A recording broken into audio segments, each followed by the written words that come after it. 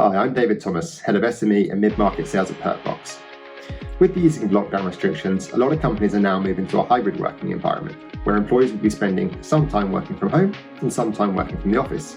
This presents a great amount of flexibility for team members, but it could also see a continuation of some of the challenges that remote working can bring.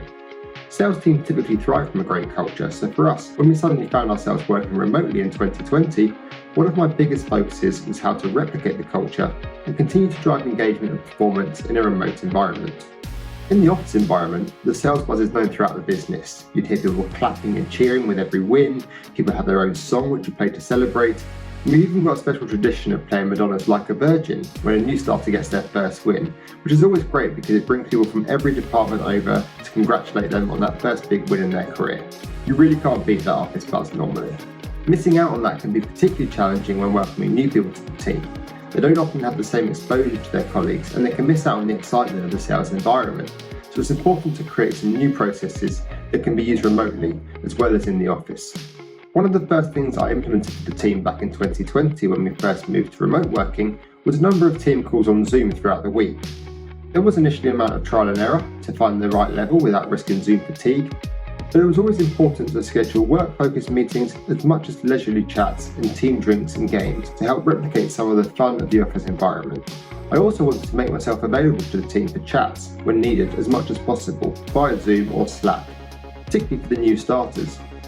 In the office, it's easy for people to quickly ask questions across the desk, and I wanted to make sure people didn't ever feel like they were bothering me by sending me a message or asking for a chat. Going forward, the hybrid environment can look different for every business and for every team within the business, so it's important to consider how this can impact productivity. Whether you're encouraging your team to be in on certain days or leaving it up to people to decide which day they go into the office, it's important to make sure everyone feels included. Conversations occur naturally amongst team members when in person, but it's important to also share those conversations with those working remotely where relevant, so they don't feel left out, as that can be demotivating and disengaging. Likewise, it's important to continue to run meetings via Zoom if you have some people not physically present, and do a dummy run of things to begin with to make sure people can still hear and engage remotely, especially if the group in the Zoom are joining from a conference room.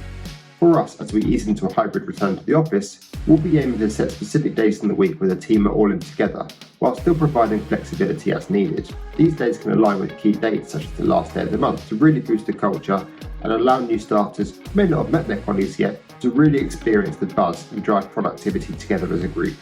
If you do have days where you have a mix of people working at home and in the office, it could be an idea to set up a virtual lunch where those in the office can eat together whilst on a conference call with those working from home to keep the culture going strong. That way they don't feel like they're missing out on anything. Whilst the return to the office will also bring back team nights out and in-person incentives, it would be good to still consider remote events to ensure those not able to be there in person don't feel left out.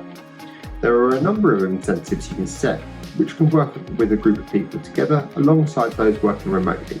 We've done things in the past like virtual cocktail making classes and virtual casino nights, which were hugely successful and would suit the hybrid environment perfectly.